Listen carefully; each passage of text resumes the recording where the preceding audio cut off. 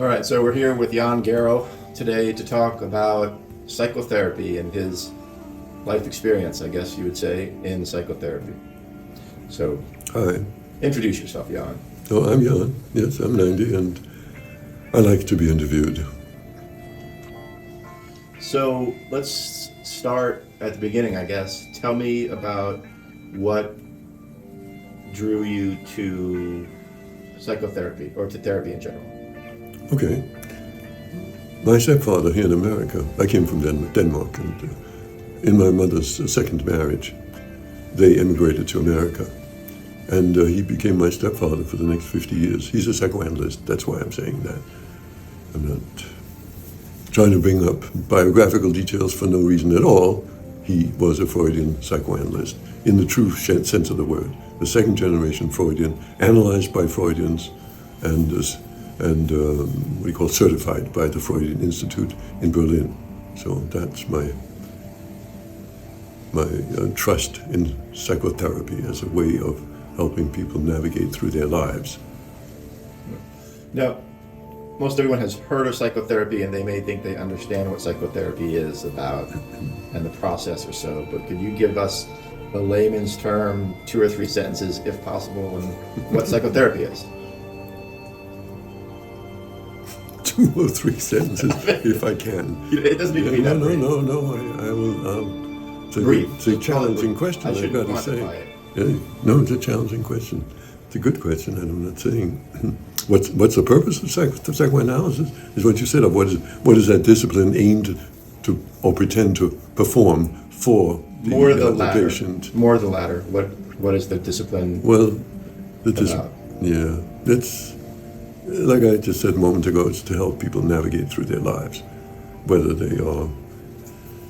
they're young people who are in constant conflict with their parents or one parent, whether they are young adults and can't really decide on which way to make which profession seems to compatible to their personality and their past experience, whether as a middle adult, whether you're going to have children or not, and what it is like fathering another human being when you yourself are barely a formed, developed human being. And obviously there are many other stages in here, but to marry and so forth and so on, pragmatic decisions. And especially here, this is the last one, in old age, how to face the end of your life. And so when you began your first sessions of psychotherapy, what was your motivation? What were you looking to address or resolve? Well, for years I thought the reason was, as you can guess, it was a long time ago. It was around 1960, which is, God almighty, that's 70 years ago, is it? 60? That's 40 and 20, so 60 years. I thought it was about the fact that I was in a romance with a woman who did not want to have an abortion. She got pregnant, and that really disturbed me. And I tried to get her to abort, but she was unwilling to do it. It was an African-American woman, and African-Americans, like many other minorities in America, they want to populate their tribe, So she did not want to abort, for sure. I, on the other hand, didn't feel that way. I was fumbling through life, and I certainly did not want to be in control of another human being or be responsible for another human being. But there were some problems prior to that don't relate to that issue of being a father. It was frankly that I guess partly assimilation to America. It was partly the absence of my mother, the adjustment to a new father, and so forth. And at that point you were in your mid-20s then, right? Yes. Right, yes, yeah, you were still very young. And when I came to America, I was 13 years old. 13, right. And so tell me about your experience with psychotherapy. Did you find it effective and rewarding? Yeah, well, that's the $1,000,000 question, isn't it? Yes, it is. I don't want to disappoint you, but I cannot give an affirmative answer. I think the only the affirmation I can give is that I've kept at it for 20 years with 7 different therapy methods.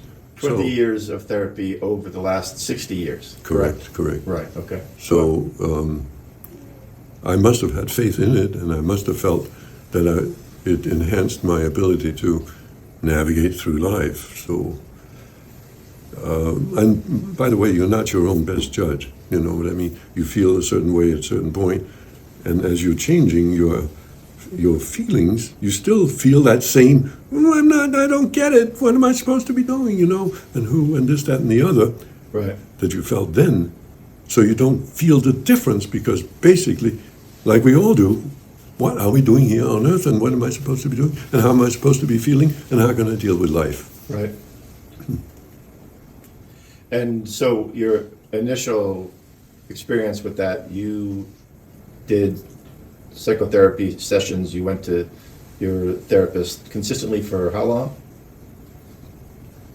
Well, the very first one was almost 5 years, believe it or not. But there were others who were just for a year, and there was one that I went for a year and then stopped and came back for a year, and there was another one. I was actually in a long-term relationship with another woman later on, an artist, and she was in therapy. And we needed to resolve some issues in our own lives, and so we were both in therapy separately with that same person. A couple of times we came in couple therapy as well. But most of these had been talk therapies, and I began to understand that there was more to just reaching your rational functions. Your nervous system is not your brain. I mean, the brain is the largest part of your nervous system, most influenced by your nerves, but the whole body is as well. And talking only to your head is not going to help how your dysfunctions are lodged in your entire nervous system. For example, your defensive breathing, for example, that may have arrived already at 5 years old, or the fear of people if you live in war-torn countries, or intestinal problems if you haven't been able to eat in your youth because of famines or things like that. I mean, I was in war-torn Denmark, and most of the food went to German soldiers rather than to Danes. Right.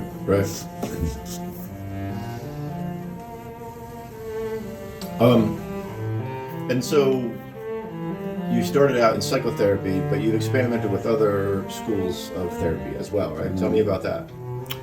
Well, here I have to tell you that in my belief, I mean, I do understand that psychoanalysis was really introduced into America from immigrants from Europe that were expelled from Germany, or from Austria, or from Czechoslovakia, or anywhere the Nazi occupation was trying to control the population, and psychoanalysis was not conducive to being controlled by a autocratic regime. Right. So they were expelled, and the main psychotherapists were actually Austrian, because there was the Austro-Hungarian Empire that preceded the German predominance as a European superpower. Yeah. And they're more a strong superpower economically than they are, because France and England and Italy and Spain are beautiful cultures. But psychoanalysis was formed in Austria, and Freud was born, and Sigmund Freud was born in Austria.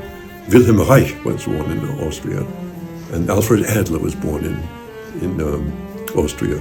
Vienna, actually.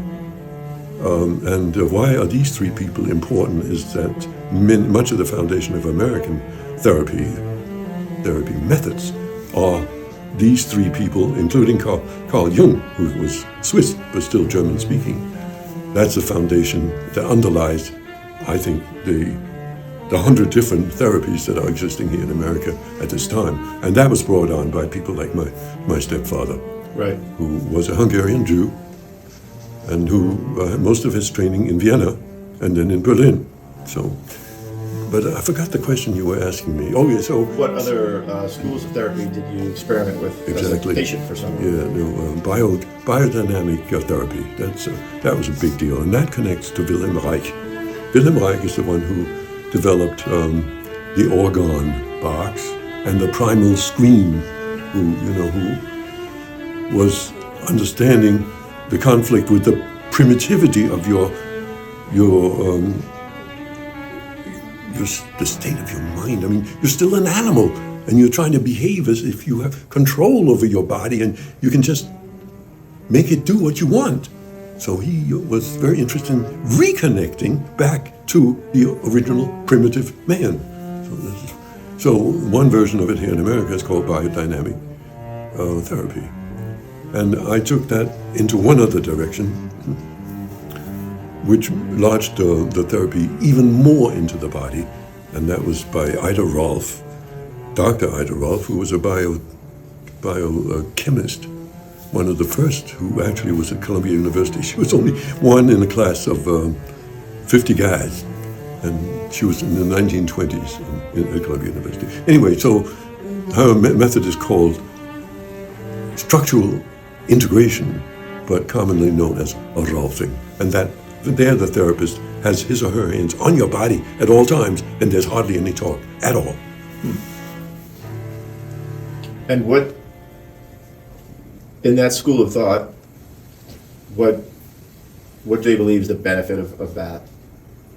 Obviously, it exists because they think it helps you in some way. Other than physical touch, with most people obviously having a positive impact on your psyche. One important function of living is breathing. And if you're a dysfunctional human being, your breathing is short and high in your chest. If you feel good about your life or satisfied with who you are and accept the way you are, your breathing is more three-dimensional all the way into the diaphragm, into abdominal breathing and out of your sides. If you're a fearful human being, your breathing is shallow. I'm a fearful human being. And so my 50 sessions in this structural integration thing, which was expensive, but I think that's one of the things that is preparing me for my old age. Mm-hmm. And one other factor, besides just the muscles that surround the whole breathing apparatus, is the spine, for God's sake, the spine. Your organs are in front of your spine. As you grow older, you don't want to do this effort anymore, or you're too worried about other things.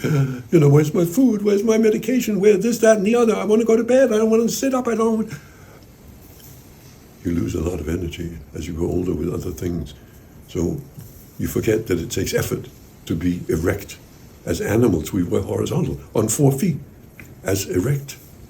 Homo sapiens, Homo erectus, we are on 2 feet. That takes effort on the spine.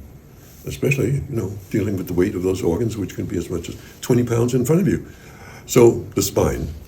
My therapist was a woman. She worked on the spine a lot, all parts of it, the lumbar, the thoracic, and the cervical. And so you began in 1960. You've done 20 years or so in the last 63 years. Yes. What do you feel like you had breakthroughs, or do you feel like it's small victories along the way? Yeah. No, I came away from every session that I went to thinking victorious, thinking a victor. But I revert to my old nervous system within 2 days. So the sense of victory is gone. The sense of epiphany, the sense of, that's why I did. It feels so good not to think that people think you're stupid, or, oh my God, people are beautiful. They're not so ugly, as I think always as enemies to me rather than potential lovers or friends, for that matter. But so it's a long continuum, and there's never been any real sense that, whoa, no, I'm there. I'm there. I'm here at 90, still living and functioning, Well, and I think that part of that is a result of resolving some of those issues through adulthood and now especially facing death, as a matter of fact. Right. What do you feel like you learned? Any social skills or coping skills that have helped you evolve over the years and become more comfortable? The answer is no. I'm sorry. I wish. Again, I'm not an expert, and I'm not saying I'm a an evolved human being. I'm trying to exist the best I can. No, it hasn't helped my social skills at all. Right. It hasn't. I've been celibate in some ways. I mean, no, I haven't been celibate all my life, for Christ's sake. The last 5 years. I mean, I've been celibate the last 5 years. But I've always been in relationships. So the one-on-one relationship, I think, has been pretty successful for me. Mm-hmm. The social situations have not worked for me. All right. So would you recommend psychotherapy to younger people today, which is pretty much everybody? I would recommend therapy, but I do think that if you were contemplating and integrating that into your life and spending the money, is that not to expect that your life will change enormously.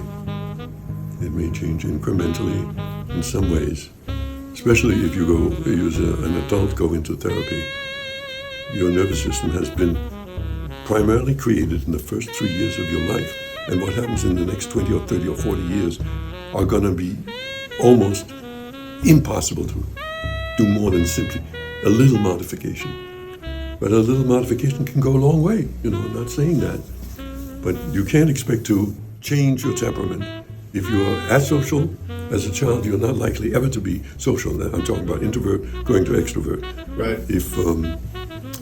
If you are actually, fearful of people, there may be very good reasons in your early childhood, in the first those 3 years, where you had very dysfunctional parents who did not, in a sense, help prepare you for the outer world. That's not going to change.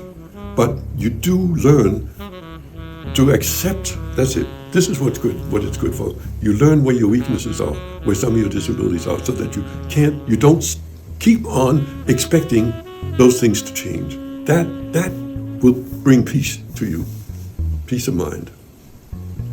So you learn to understand that you're imperfect as everyone is, and that makes finding some peace, even periodically, a little bit easier. Yes, but I would put it the other way around. I would say we're all imperfect. And to accept those imperfections as much as possible. Yes, that would be a great progress in your ascendancy through life and prepare you best for old age and to death. Right. You make you a more balanced human being. Accept yourself in the contradictory ways. I mean, the world outside of you is more contradictory, but you can harmonize your interior life that you have some control over. Right. I think we're pretty good. What do you think? I Okay. think it's a good way to end it. 22 minutes, I think we're pretty good. Okay.